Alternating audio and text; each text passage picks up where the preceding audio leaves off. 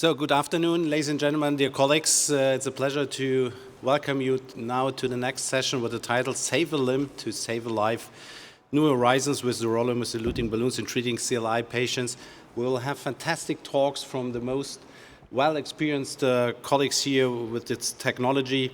It's a pleasure to introduce Dr. Tang and Dr. Palena, and Ehrin Armstrong will also join later here virtually, and also Dr. Huasen will also join later here with the presentation. So I'm looking to a very interesting session now on this new exciting technology. And hopefully we have Bella on screen now, or do we start with you? First is Bella, I think. So do we have Dr. Huasen virtually joining? Yes. Can you hear me, see me? We can hear you at least. Hello, Bella. Okay. Bella? Okay. Thank you very much. Good afternoon. There she is. Welcome. Great to have you in Leipzig. Please go ahead with your presentation. Thank you. Sorry, due to unfortunate circumstances, I haven't been able to make it to Leipzig, but thank you for having me, and hopefully we're able to do this virtually. So, Sirolimus, for a lot of us, what is this? Are we going through some other rabbit hole that we don't know about? Why we're doing this? So, in a nutshell, we all know about paclitaxel, at least those of us who've used it in CLI and fistulas. But sirolimus probably more familiar in our cardiology departments and cardiology colleagues. In a nutshell, the advantages of sirolimus over paclitaxel, for me, falls in the anti-inflammatory aspect. It gives me confidence that as we're doing this traumatic procedure, at least we're not increasing the inflammatory process. The mode of action is also cytostatic as opposed to cytotoxic with paclitaxel. You have a wider range of therapy, and the anti-restenotic properties are there, though lower late lumen release as compared to paclitaxel. We'll talk more about that as we go through the slides. So we know that when we've used paclitaxel, we've had some issues, especially if you're working lower down into crural vessel with embolized particles. We certainly, in animal studies, we haven't seen this with sirolimus, and those of you who have used sirolimus and CLI, like myself, will note that we haven't really had cases of embolized particles causing any flow issues, especially in crural vessels. And that's essentially due to the way the balloon technology has evolved, and also how these particles work as compared to paclitaxel. So one of the things MedAlliance came to when they were designing their balloon specifically were these questions of how we're going to enhance tissue absorption, how can we extend the tissue retention, and also how do we protect it? Because this is one of the reasons why we haven't come in contact with sirolimus as much as paclitaxel. It was an issue of how do you load this drug into a balloon and deliver it to the tissue in question. So with this, they came with the technology of solution. And these are the balloons that we're currently using in our practice. And it's basically the microreservoir technology, which uses cell adherent technology, CAT, which is quite specific. It enhances the drug retention and the bioavailability. So the drug, you're able to use lower doses of the drug in high concentration to do the job versus paclitaxel, where we used slightly higher concentration to do exactly the same role. So if we do some bar standard comparison, you use an almost 1 as compared to 2 or 3.5 with famous paclitaxel drug technology. And in terms of the therapeutic effect, you can see that with sirolimus in the solution balloon, it's definitely up there. In terms of drug delivery, you can see as well in terms of from loss during the procedure, whether it's retained in a balloon and the transfer to vessel within 1 hour, it certainly is superior in comparison to counterparts of Lutonix or the impact. One of the things that was probably quite unique and interesting was the first-in-man trials, where they were looking at specifically the 90-day period. And you can see that it offered promising results. So within 90 days, sirolimus through the solution balloons was able to maintain that concentration in the arterial tissue. And that's essentially what we would like to see and hear. If we look at more focused microscopic constitution, you'll see that overall, the sirolimus solution balloon offers a homogeneous particle sizes. And this, again, is probably important more so for the embolization aspect, the work in the coating aspect, in comparison to the other drug technology. When we compare the trials and ongoing data, I know that a lot of colleagues, especially in the interventional world, we've had concerns to, well, what does the data say? We're not going to just jump into using sirolimus when we've had issues with paclitaxel, even though that's an ongoing issue. I'd like to share this slide with you to show that overall there is more than almost 2,000 patients being enrolled in various programs. We have actual RTCs ongoing, and Professor Tang will actually go through some of those in detail. And we also have registries, which are important because they kind of consist between RCTs and day-to-day live cases of what we do. The success trial is the more focused registry. It's got almost 772, and this is across the board between Asia and Europe. And it's a single arm study. So we're very interested to see the overall outcome, especially when they reach into the 1,000. But we also have the Prestige and PRISTINE, which Professor Tang will talk more about, and also give us the update of what the Prestige is finally showing. In terms of the solution FSA first-in-man trial, just touching back into that was almost like a dip into the water to understand what it was doing. And as I mentioned previously, the one interesting part of it was the 90-day outcome, which gave confidence that this is something we should definitely be considering in CLI, and brought forth the RCT trials. In the actual population, if you look here, that most of them over 6-12 months, very promising, and clinical outcomes going on to 24 months. So it's not a case of, just touch, dip in the water, and then no idea of what goes on. But within 24 months and following on, still very promising data within CLI patients. The Prestige registry run by Professor Tang is probably the one that, for me, put this into focus and why we ended up using solution in our registry.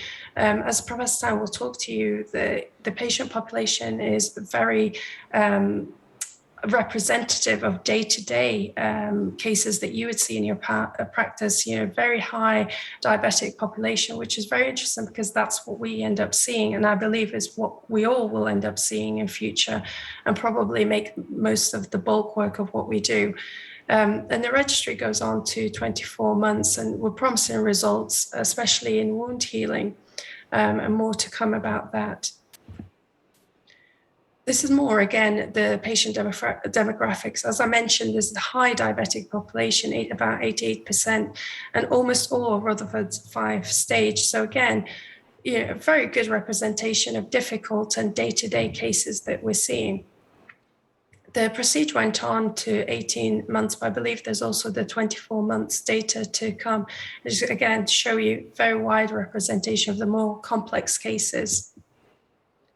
The success study is a post-market registry, which is up to 722 patients, I believe, maybe even more now, and would follow up between 6 months to 1 year. Again, this is a very representative cohort of patients across multiple countries, and hopefully different pathologies and different representations. So should give us a better idea of exactly what we're seeing, and also maybe the way we practice. Where does sirolimus solution balloons really lie into within our CLI pathway? So this is basically my take home of why we do what we do and why it's important to continuously develop, continuously find sources. These are some of the patients that we come day to day with. And the important core message is to try and keep them away from our hospitals as long as possible. And if that means add in drug-coated technology to your practice to allow patients to get back to their daily activity, then it's something definitely worthwhile considering, and definitely worth the participation in these registries and RTCs to get a better picture. Thank you so much for having me. Yeah, thank you very much, Bella. This was a great overview of the existing technology, of the evidence, and the upcoming trials and the running trials at the moment. Let's focus on one moment on the technology itself, and maybe for the audience, let's share and discuss a little bit about this non-existing slow flow phenomenon. Bella, can you just explain again how important it is, especially for BTK intervention, and then Dr. Tang, you can also comment on this, how important is this, having no slow flow phenomenon with this technology? This is something I think we definitely need to highlight, as this is one of the big difference to the existing paclitaxel issues we heard in the past. Yeah, I think for a lot of us, if you've used paclitaxel in your CLI practice, you probably have noted two things. Either you may notice almost like a trash type appearance after your procedure, or following on, it may not have lasted so long. And I think this is where Sirolimus answers that question for us, because it's a steady, slow release and it's homogeneous particles. So the likelihood of embolization is practically non-existent. Well, certainly in my practice, I haven't seen that episode. And then reassuringly is the outcome that this is continuously affecting the tissue. Therefore, the chances of your patients presenting, hopefully, will be lower, if not for longer periods before you have to see them and re-intervene. Mm. Yeah, Michael, I think you absolutely said it. Bella said it. The slow flow phenomena, actually, you don't see this with sirolimus. I think what we're seeing is the embolization is definitely there with paclitaxel. What I've noticed with the wounds from what we have, and especially in the CLTI bed, where there's limited reserve, is that you're not getting the good wound healing you would get with sirolimus as you would with the paclitaxel. The paclitaxel is a problem, and I definitely feel that the wound healing is much faster with sirolimus. Okay. I'll show you some slides actually on the slow flow phenomena. I've got it on the presentation. Perfect. Then make yourself ready for the next presentation. How important do you think it is? I think it's very, very important. And honestly speaking, probably all of us have cases of slow flow phenomenon after DCBs. And yes, it seems related to microparticles migration. Okay, perfect. Thank you. Yeah, then we are looking forward to your first case presentation. Okay. Thanks, Michael. So I want to thank the organizing committee for giving me this opportunity and Med Alliance to give this talk. These are my disclosures relevant to this talk. So just to give you an overview, I work at Singapore General Hospital, where we do over 1,200 angioplasties over the last 18 months, and the majority of this work is for chronic limb-threatening ischemia. We don't do too many claudicants. All our patients typically present very late, typically between 6 to 8 weeks. More than 90% are diabetics, and more than 50% have renal, of some degree, renal impairment, and most of them are on dialysis. And typically, all our vessels have multi-disease at different levels. So this is what we're dealing with. We typically get the SFA and POP and also the tibial disease. And the problem is calcification. Calcification is a real problem in our population of patients. And we're even going down the line that wires don't, although will cross, your balloons are not crossing. And therefore, atherectomy devices almost become necessary. And what we're really thinking about using this technology, and I think it's very important to understand, there's a basket of technologies now whereby we will need to use these for CLTI, and not just one. But the one we're really targeting is for recurrent need for TLR and reducing the neointimal hyperplasia effect of the barotrauma of angioplasty. So this case is one of the earlier patients from PRISTINE. Complex cases. 20% of these cases were Rutherford 6. A lot of these were TARS D-C lesions, obviously. So I'm just going to present it, and then I'll see what the panel would like to do here, what you would have done, and I'll show you what I did. 78-year-old Chinese male with a large healing, non-healing medial foot ulcer. It's been there for a number of years now, and this first time he came and presented to a vascular surgeon. Obviously, the typical array of peripheral artery risk factors and a toe pressure of less than 30. And as you can see, the pre-op duplex shows on the left-hand side multi-level disease, and this always undercores the disease, especially in the setting of severe calcification. So obviously, thinking for the wound, target vessels, the SFA pop, potentially TP trunk, are we going to open up the ATA, or potentially just optimize the PTA to get those wounds healed? So, Michael, what would you do here? So regarding your point here with the Young concept, I would definitely follow to open as much as possible of the vessel I can. This would be my personal approach here, but calcification I think is definitely an issue, and I would probably work very intensively on calcification modification here, vessel wall compliance improvement, and then see where we stand with the hemodynamics. But for the tubules, open as much as possible. Dr. Palena. Yeah, fully agree. It's a multi-level, multi-vessel arterial disease, big huge ulcer in the dorsum of the foot, so I think it's a good indication to do as much as possible. Ella? Completely agree. The more you get in, especially the anterior tibial, the more you can get, the better the outcomes long term. Okay, can I have the slides back? This is what I did. This is the angio. So I always expect this now at SGH. I always find that the vessels are much worse in real than the duplex suggests. So antegrade access, typically most of my CLTI patients for the pushability and trackability down to the foot. 5 French sheath access via the left common femoral. You can see diffuse disease of that SFA with a chronic occlusion down in the distal SFA and reformation almost at P3, but even P3 is very diseased with 2 vessel runoff via the perineal and PTA.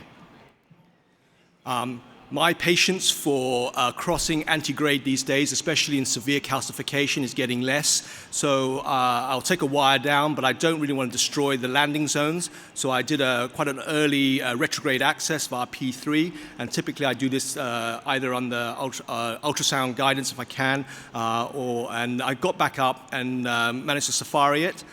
You can see the degree of calcification in that distal SFA is pretty bad, okay? I tend to use normally non-compliant balloons, but I just pre-dilated it up with a smaller balloon first up to minimize that dissection. I typically use long balloons to do this, and you can see that you can work the way up all the way to the SFA. And what I do next is that I will use a non-compliant balloon for 3 minutes typically, and you can see even then you can see the recoil in the vessel.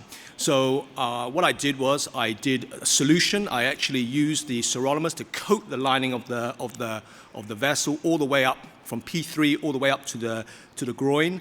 And I prophylactically stented. Now, in Singapore, our vessels are much smaller. Asian patients are much smaller vessels. I tend not to stent too much. Our bailout rate stenting is very low. We'd rather come back because of the problem, actually, of dealing with the stent occlusion that will probably come if you've got no poor outflow. And we stented this with a bare metal stent. And obviously solution all the way up, and then spot stenting. And as you can see, the flow much faster down, and I didn't bother actually trying to open the ATA. There was no target lesion on the dorsalis pedis. It was actually occluded, and I felt that was probably enough to get wound healing. And this was the baseline scan. You can see the baseline images that you saw earlier. At 3 months, still very much, the wounds are there. The unique thing about in Singapore is that we don't give our wounds away to any other specialty. I actually look after my own wounds, which I think is a big benefit for wound healing because you're getting more dedicated service. And you can see by 9 months that wound had healed. Now you would say 9 months is a long time. I say actually it's a very good win because especially the duration of that wound, the chronicity of the wound, which makes the prognosis much more guarded. Those were the duplex ultrasound follow-up. We don't tend to re-angio these patients, and you can see the SFA is still open by 12 months. I've recently seen this patient about 16, 17 months down the line, and that SFA is still open, and the wound remains healed. Just to say that we took this further from Prestige. I think Bella actually talked about the Prestige trial, but we've got this PRISTINE trial whereby we've obviously done it at multi-levels and included much more aggressive wounds, much more complex wounds, and long, bigger wounds as well, so in about 75 patients, and that'll be our first presentation tomorrow at LINC.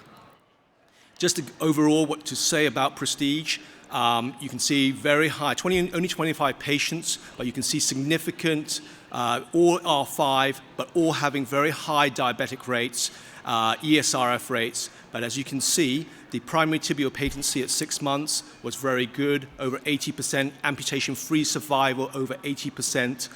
The summary of that data actually was shown by Bella as well, very kindly, and you can see at 18 months, very much the wound healing rate is preserved, as well as your amputation-free survival and freedom from TLR.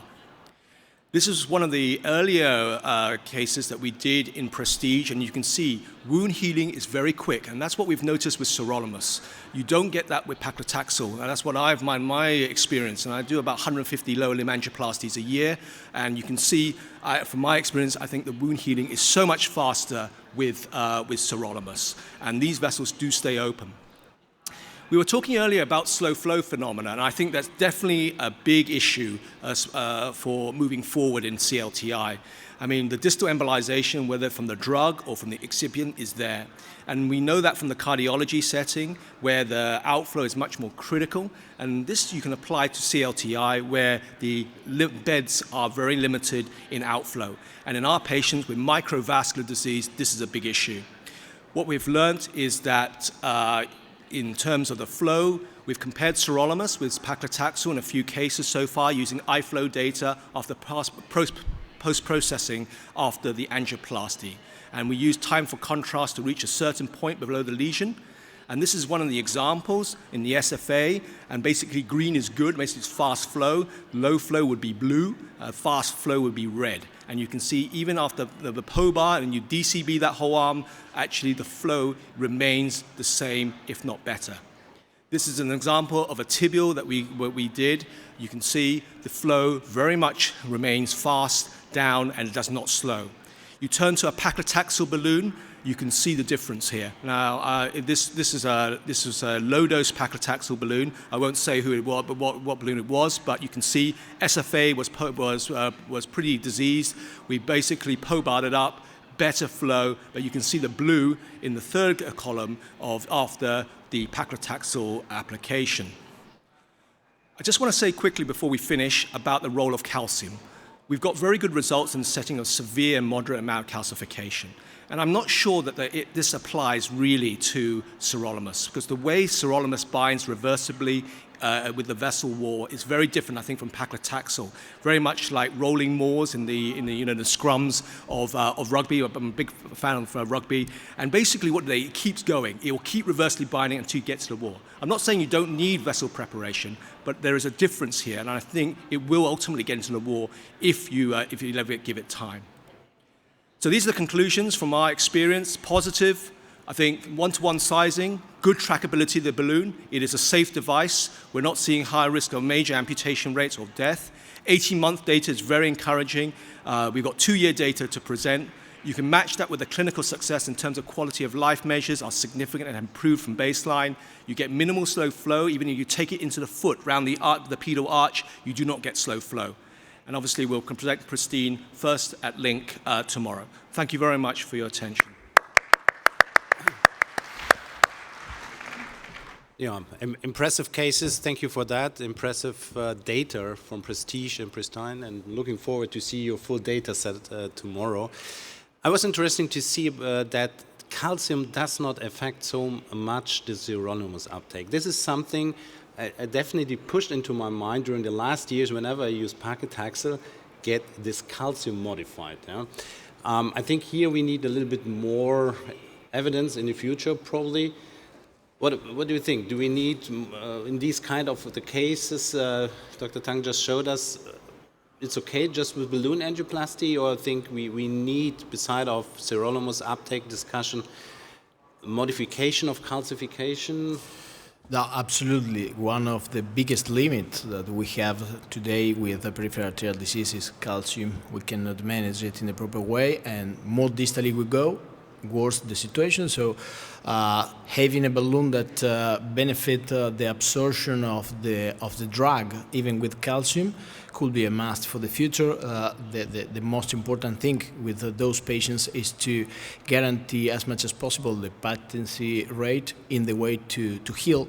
But another interesting point that I realized from your presentation was the time to heal, because this is something that we relatively think about, but not really in deep. And well, personally, I never pay attention about how long my patients need the time to heal after paclitaxel, and if the comparison between paclitaxel and sirolimus is benefit or beneficial in front of sirolimus, it could again change dramatically the game, I think. There's actually one question just coming up here. What about your experience with pedal interventions using sirolimus technology? That's a good question. I'm actually much more confident of taking a sirolimus balloon into the pedal arch. I don't feel that there is the slow flow that you would get with a paclitaxel balloon is there. I'm obviously very wary about when you revascularize a pedal arch, but if you've got a big Rutherford 6 wound, I will definitely have a go at trying to get everything open and get it circulating, because you need that to be open. So I have no issue at all sending a 2mm balloon into the pedal arch. And it tracks pretty well, this balloon. Okay, that's a clear statement. Thank you for that. So we're moving on and coming from the Asian experience now to the European experience. Dr. Palena is giving his presentation showing us a European case.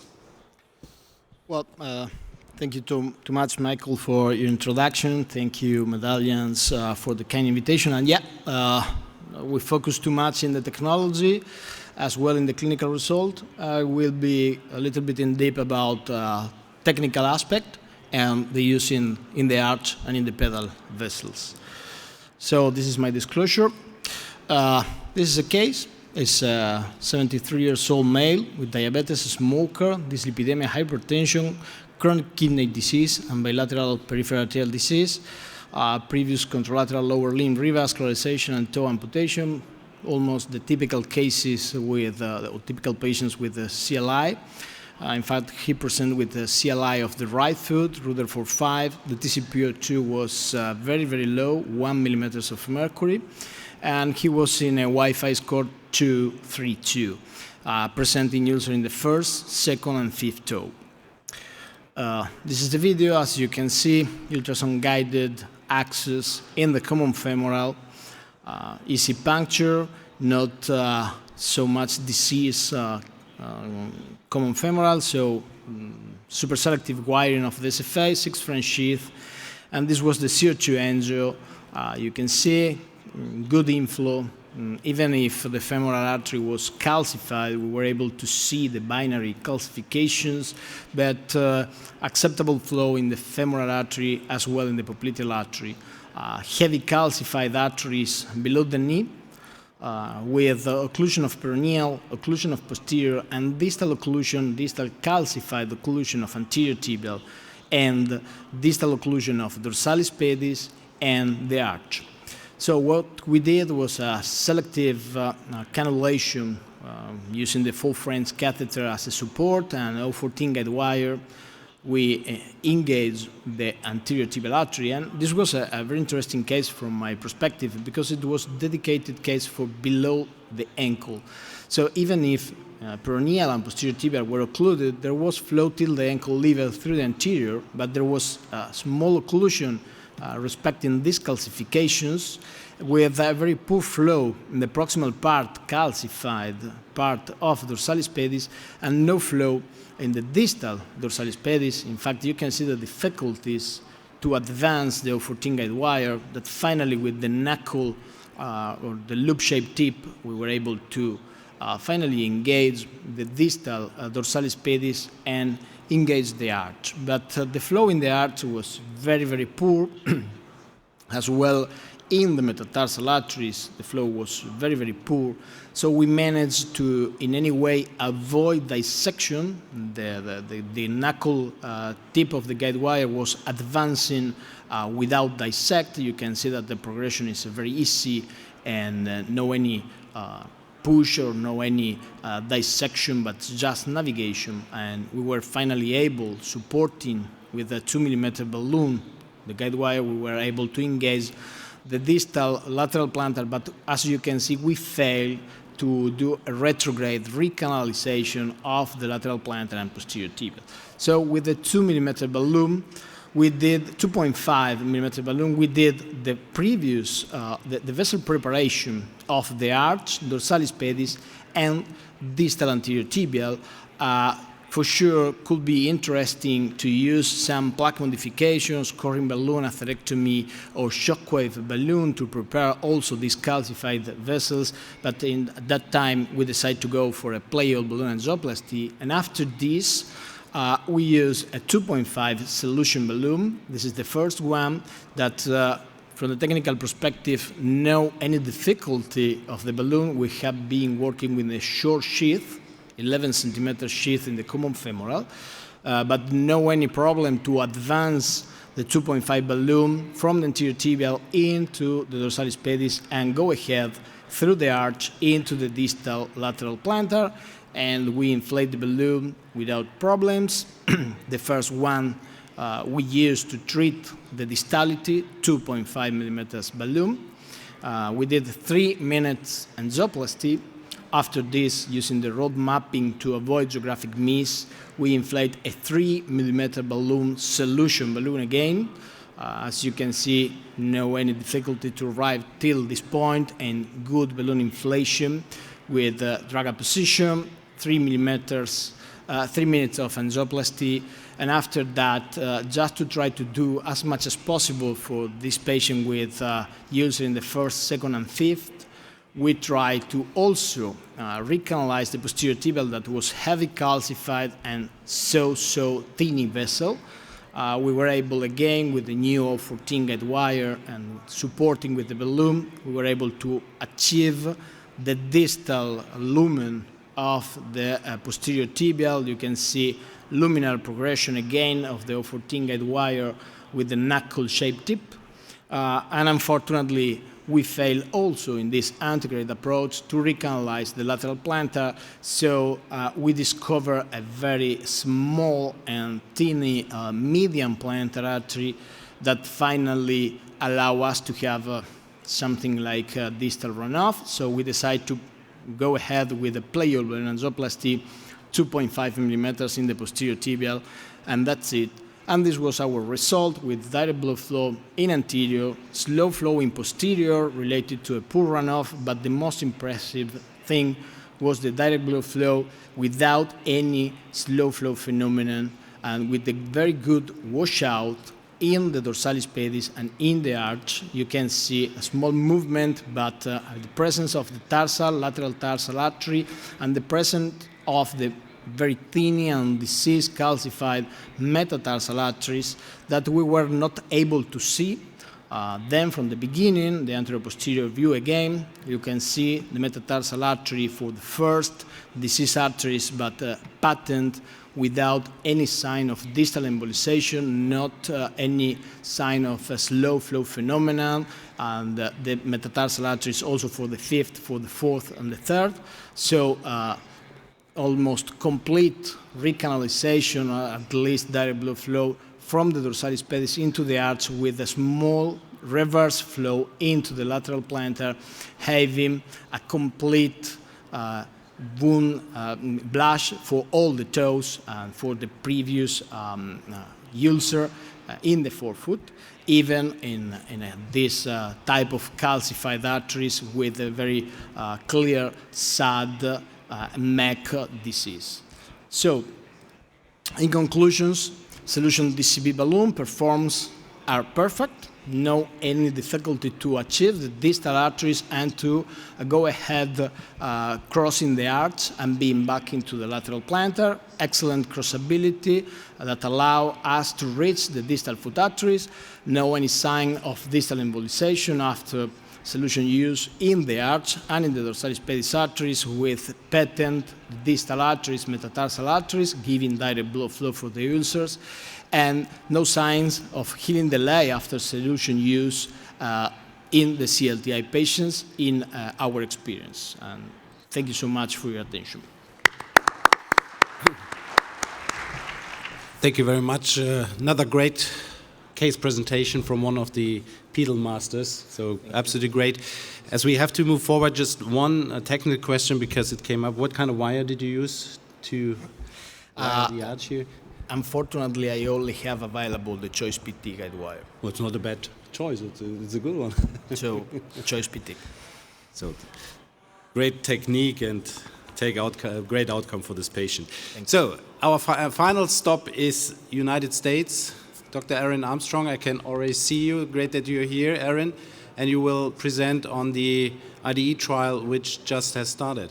Ehrin, great that you're here.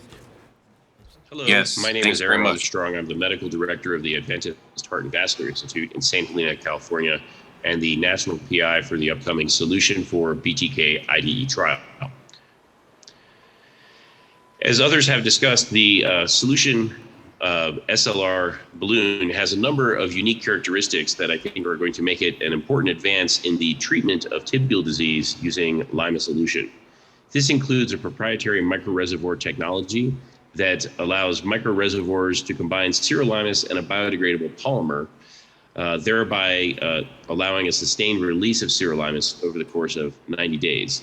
These microreservoirs are essentially a miniaturized drug delivery that allows a pharmacokinetic release profile comparable to best-in-class drug-eluting stent and a sustained therapeutic effect for up to 90 days. And finally, the balloon includes a cell-adherent technology that enhances drug retention and bioavailability, allowing for a lower drug dose concentration on the balloon surface at 1 microgram per millimeter squared. This helps overall optimize the transfer of the drug to the tissue and the cellular uptake of sirolimus. This video here just demonstrates what that looks like. You can essentially think of the balloon as having thousands of these little micro reservoirs that are little drug delivery units to deliver sirolimus to the tissue when the balloon is inflated over a period of a few minutes. So the Solution for BTK IDE trial, as a general overview, is a multi-center randomized trial with the objective to demonstrate superior efficacy and equivalent safety of the Solution SLR 0.014-inch drug-eluting balloon compared to uncoated balloon angioplasty for the treatment of tibial disease in patients with critical limb ischemia. As I mentioned, it's a prospective, multi-center, single-blinded trial. It's going to involve 40 sites in the USA, Europe, Singapore, and Japan, and enroll a total of 377 patients, with 50% of those in the United States. Importantly, follow-up will be up to 5 years. The primary endpoint is a composite freedom from target lesion occlusion, above the ankle amputation, and clinically driven target lesion reintervention at 6 months. The safety endpoint is the freedom from major adverse limb events and all-cause perioperative death at 30 days. And as I mentioned, I will be the US PI, Marion Brodman is the EU PI, and Professor Yip is the PI for Asia. So here's an overview of the trial design. Of course, because we are dealing with tibial disease, we have to take into account the fact that most patients with critical limb ischemia will have some type of inflow disease in the iliac or SFA segment. So the inflow disease, of course, will be treated first, and the successful inflow treatment can include the use of any non-drug-coated balloon or drug-eluting therapy, including the use of bare metal stents or atherectomy for inflow treatment.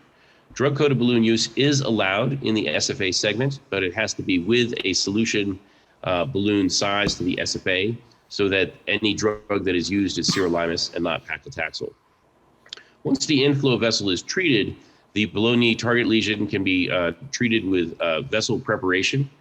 And then if there's successful preparation, the randomization occurs 1-to-1 to the Solution SLR balloon versus balloon angioplasty, so that there is a direct comparison from balloon angioplasty to the use of the solution balloon. Here are the sites outside of the US. This includes current site list in Hong Kong, Singapore, the United Kingdom, Netherlands, Germany, France, Switzerland, Austria, and Italy. In the United States, we have a number of sites that are becoming initiated as well. This includes a number of sites on the East Coast as well as some in the West Coast and the South. So I think we have a really robust set of centers who have a lot of experience with enrolling critical limb ischemia trials and are able to follow up these patients well for the full 5-year follow-up, which will be critical to demonstrate the long-term efficacy and safety of the balloon. So thank you very much for your time and look forward to moving forward with this very exciting trial. Thank you. Yeah, thank you very much, Ehrin, for the summary here of the IDE trial. And I think we need to discuss 2 points here on this IDE trial.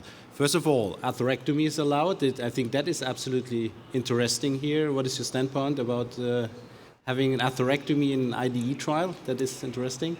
Well, it'd be one of the first, wouldn't it? So Yeah, I mean, I think for tibials, I think it's actually quite a good thing. But I think the effect will be seen more like between 6 and 9 months after DCB than actually right within the first 6 months. But very interesting. I think you'll get more lesions to be crossed and more enrollment as well. So I think it's an interesting concept, and I'm looking forward to that subgroup analysis. But please, no peripheral embolization during atherectomy. Yeah?